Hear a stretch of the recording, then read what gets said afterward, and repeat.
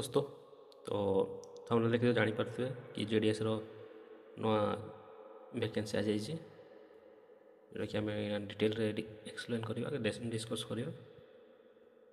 तो कौन कौन आप क्वालिफिकेशन दरकार तो केते पोस्ट अच्छी सब डिस्कस करवा गोटे गोटे पर गोटे। तो वीडियो बने रुँतु। तो देखते ministry of communication government of India central level आसी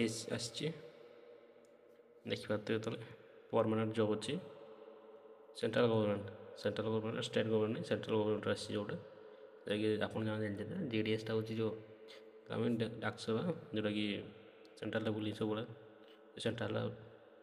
सेंट्रल लेवल काम हुए। तो नेम ऑफ द पोस्ट कौन कौन रोस्ट डाक सेवक बीपीएम एबीपीएम बीपीएम कौन मैंने बीपीएम हूँ ब्रांच पोस्ट मास्टर एबीपीएम हूँ assistant post master branch post master.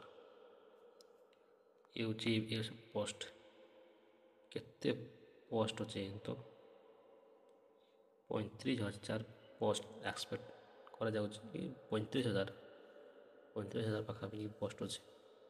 तो समस्त कौन जार भल मार्क अच्छे 10th जार भल परसेंटेज अच्छे तो सी जल्दी यहाँ आप्लाय कर दिंतु।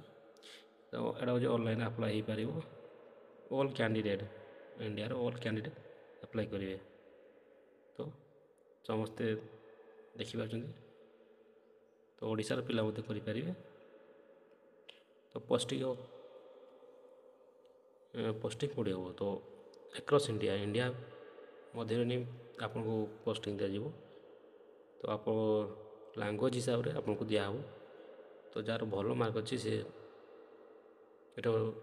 अप्लाई कर दिंतु।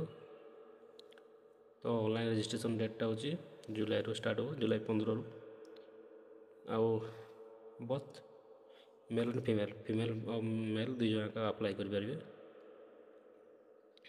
तो क्वालिफिकेशन के दरकार तो क्वालिफिकेशन लिखाई आप देखा टी रुहतु।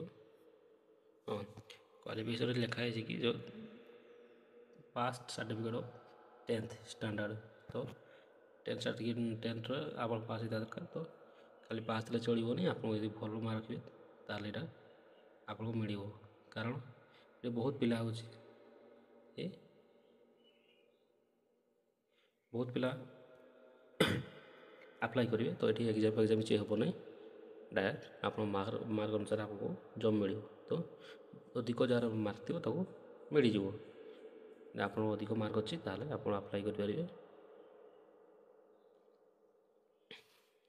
कौन कौन दरकार आप गोटे कौन कौन शिक्षा दरकार तो कंप्यूटर नॉलेज थी दरकार कि आप कंप्यूटर चलाई जानते कौन कंप्यूटर चलाई आसो ताल आप साइकेल कर जापे साइकिलिंग शिखते लाइवलीहुड ये 3टा आप शिखी टी बेस नॉलेज अच्छे आप अप्लाई करेंगे।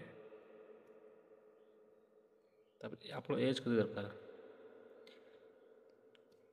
तो आप एज हूँ मिनिमम एज 18 वर्ष मैक्सिमम एजटा 40 वर्ष ये मध्य आप अप्लाई करेंगे।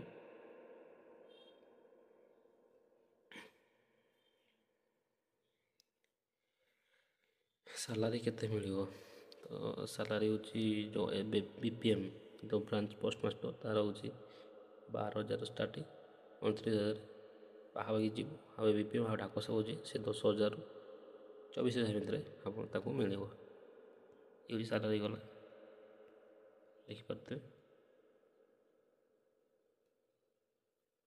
तो सिलेक्शन केमती हम तो सिलेक्शन मेरिट बेस मतलब तुमको 10 में तुम्हें केते मार्क रखीच जो भल परसेंटेज थो तो आप भल जल्दी मिल कहीं बहुत कट अफ जाए 90 भाव कट अफ जाए। तो आप अधिक मार्क अच्छी ताले आप अप्लाई करेंगे कम मार्क भी अप्लाई करेंगे किंतु ये आपको सिलेक्शन हम न हम तार चांसेस टे कम हो। और डॉक्यूमेंट वेरिफिकेशन आप डॉक्यूमेंट वेरिफिकेशन ये सिलेक्शन हम आ कि एग्जाम आपको देवाक पड़ोनी। तो फी के अप्लाई फी ତ ଆପଣଙ୍କୁ ଆପ୍ଲାଏ ଫିଜ୍ ଲଗେଇବେ। ଜେନେରାଲ୍ ମାନଙ୍କର ହେଉଛି 100 ଟଙ୍କା, SW 100 ଟଙ୍କା, OBC 100 ଟଙ୍କା। କିନ୍ତୁ ST SC ପାଇଁ ନୋ ଫିସ୍। ଦେଖୁଥିବେ ଏଠି ଲେଖା ହେଇଛି ST SC no fees. Okay, then ଆପଣଙ୍କୁ ଡକ୍ୟୁମେଣ୍ଟ କ'ଣ ଦରକାର?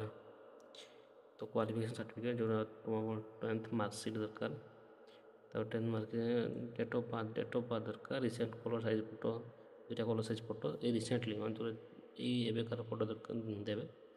Caste certificate, any experience certificate ଅଛି ଦେବେ, ନହେଲେ ନାହିଁ। ତ ଆପ୍ଲାଏ ଷ୍ଟାର୍ଟ ଡେଟ୍ 15 ଜୁଲାଇରୁ ଅଛି। ଆଉ ଆପ୍ଲାଏ ଲାଷ୍ଟ ଡେଟ୍ ହେଉଛି ଅଗଷ୍ଟ। ଡେଟ୍ଟା ଆସିନି କିନ୍ତୁ ଅଗଷ୍ଟରେ ଏଣ୍ଡ ହେଇଯିବ। ତ ଆପଣ ଏଇ କିଛି ଦିନ ଆପ୍ଲାଏ କରିଦିଅନ୍ତୁ, କାହିଁକିନା ପରେ ସର୍ଭର ଡାଉନ୍ ରହିବ, ହବ ନ ହବ। ଯେ ଆପଣ ଭଲ ମାର୍କ ଅଛି ତାହେଲେ ଆଉ ତ କହିଦେଉଛି ମୁଁ, ଆପଣ ଭଲ ମାର୍କ ଅଛି ତାହେଲେ ଆପଣ ଆପ୍ଲାଏ କରିପାରିବେ। ତ ଭିଡ଼ିଓ ଦେଖୁଛନ୍ତି ତାହେଲେ ଲାଇକ୍ କରିଦିଅନ୍ତୁ, ସବସ୍କ୍ରାଇବ୍, ଏଠି ମୋତେ 5ଟି ସବସ୍କ୍ରାଇବ୍ ଦରକାର, ତ 5ଟି ସବସ୍କ୍ରାଇବ୍ କରିଦେବେ। ତ ଧନ୍ୟବାଦ।